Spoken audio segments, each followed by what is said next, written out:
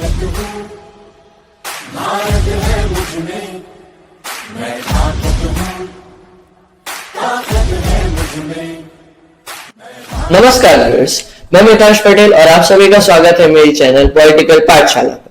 जैसा कि हम सब ने देखा, कुछ दिनों पहले इलेक्शन कमीशन ऑफ इंडिया ने 18वें लोकसभा इलेक्शन की घोषणा कर दी और इसी के साथ दुनिया का सबसे बड़ा डेमोक्रेटिक राष्ट्र यानी हमारा भारत और इस डेमोक्रेटिक राष्ट्र में होने वाला सबसे बड़ा पर्व यानी हमारे देश में होने वाले लोकसभा के इलेक्शन की शुरुआत हो गई और इसी शुरुआत के साथ पूरे देश में आदर्श आचार संहिता भी लागू कर दी गई।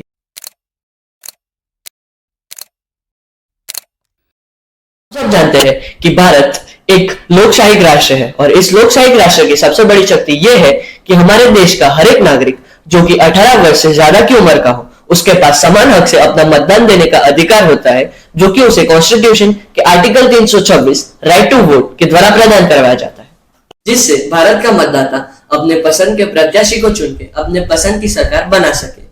और इसी वजह से इस प्रक्रिया का निष्पक्षता, बिना भय, लोभ और सुचारू रूप से होना आवश्यक है, तभी तो लोकशाही की असली परिभाषा पूर्ण होगी। और इसी लोकशाही की असली परिभाषा को पूर्ण करने के लिए आर्टिकल 324 के तहत इलेक्शन कमीशन ऑफ इंडिया की रचना की गई थी, जो अपने आप में एक स्वतंत्र संस्था है जिसकी यह जिम्मेदारी है कि पूरे देश में निष्पक्षता और बिना भय के इलेक्शन करवा सके। और इसी वजह से कॉन्स्टिट्यूशन ऑफ इंडिया के द्वारा इलेक्शन कमीशन ऑफ इंडिया को कुछ स्पेशल पावर्स भी दी जाती है, जिसके उपयोग से जब ये 17वीं लोकसभा का कार्यकाल 16 जून को समाप्त हो रहा था, तभी इलेक्शन कमीशन ऑफ इंडिया ने 18वीं लोकसभा के कार्यकाल के लिए चुनाव की घोषणा कर दी ताकि नई सरकार का चयन हो सके। और चुनाव आयोग भी वहां के राज्यों में वहां की विधानसभा और राज्यसभा के इलेक्शन करवाते रहते हैं और जो स्टेट इलेक्शन कमीशन है वो भी वहां के कुछ लोकल इलेक्शन कंटेस्ट करवाते हैं। इसी वजह से हमारे देश में निरंतर इलेक्शन की प्रक्रिया चलती रहती है। पर चलिए अब हमारे वीडियो के मेन टॉपिक की तरफ आते हैं। मतदान देने जाएंगे भारत के लिए। क्या आपको पता है इलेक्शन कमीशन ऑफ इंडिया 1952 से इंडिया में लगातार हर 5 साल में इलेक्शन करवाते आ रहे हैं। कभी कभी तो इलेक्शन कमीशन ऑफ इंडिया को मध्यवर्ती चुनाव भी करवाने पड़े और इलेक्शन कमीशन ऑफ इंडिया की यही सोच रही है कि हमारे देश में निष्पक्षता, बिना भय और सुचारू रूप से इलेक्शन करवाए जा सके। इसी वजह से इलेक्शन कमीशन ऑफ इंडिया अपने आप में गतिशील तरीके से कुछ बदलाव लाती है ताकि ये इलेक्शन के इम्प्लीमेंट टास्क को वो पूरा कर सके। और यही हमारे इलेक्शन कमीशन ऑफ इंडिया की एक पहचान है। हमारे देश में होने वाले लोकसभा के इलेक्शन मैनेजमेंट का एक बेहतरीन एग्जाम्पल है, जिसके ऊपर हम भारतीय और पूरी दुनिया गर्व कर सकती है। Election commission of India ballot paper से लेके ईवीएम तक पहुंच चुकी है, जिससे हमें कुछ ही घंटों में इलेक्शन के रिजल्ट मिल सकते हैं। पर आज के समय में भी बहुत सारे लोग ईवीएम के ऊपर शक करते हैं, पर इस बात को इलेक्शन कमीशन ऑफ इंडिया ने चैलेंज लेते हुए कहा है कि अगर आपको लगे कि इलेक्शन ईवीएम के अंदर कोई भी गलती हो तो आप इसे चैलेंज कर सकते हैं। पर आज तक इस चैलेंज के ऊपर कोई खरा नहीं उतर पाया है, इसलिए मुझे लगता है कि ईवीएम के ऊपर बहस करना समय का व्यर्थ करना ही होगा। इस बार 18वीं लोकसभा में 543 सीटों के लिए मतदान होगा।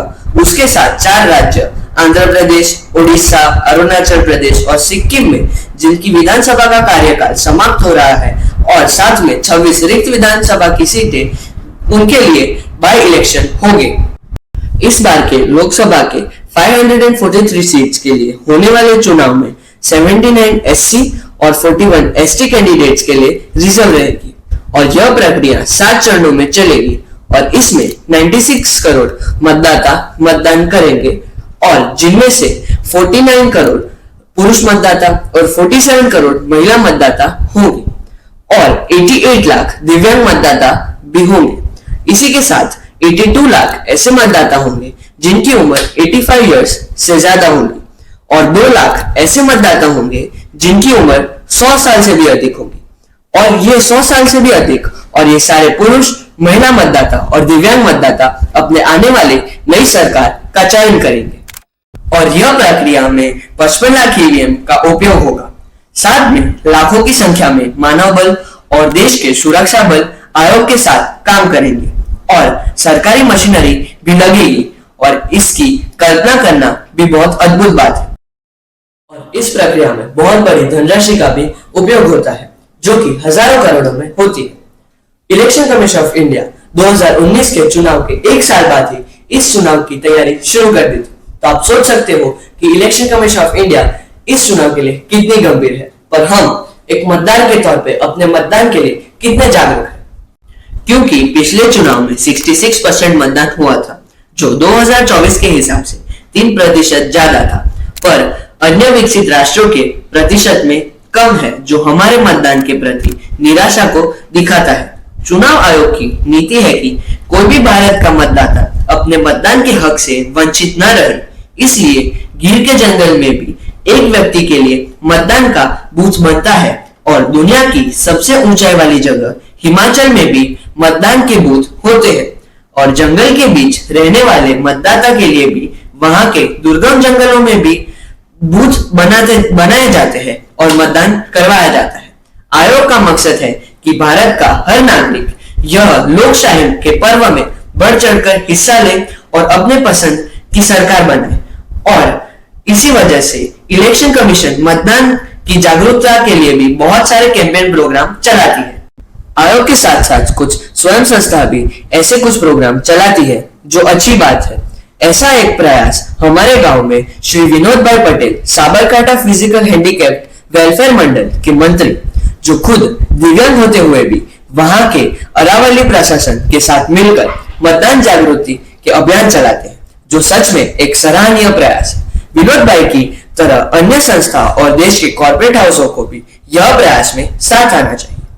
यह सारी संस्थाएं या कोई व्यक्ति आप तक पहुंचे उससे पहले आप खुद वोट देने जा सको, तो आपकी जिम्मेदारी बनती है, क्योंकि गवर्नमेंट के द्वारा आपको 24 घंटे का पब्लिक हॉलीडे दिया जाता है इलेक्शन के दिन, और इस दिन आप अगर 10 मिनट निकाल के वोट देने जा सको तो ये आपकी जिम्मेदारी है, क्योंकि आपके वोट से चुना हुआ एमपी आपकी आवाज बन के आपको रिप्रेजेंट करेगा और आपके लिए जरूरी नीतियों के साथ जरूरी बदलाव लाएगा। तो आओ इस लोकशाही के पर्व में बढ़ चढ़कर हिस्सा लें और विकसित भारत, श्रेष्ठ भारत के लिए वोट करें।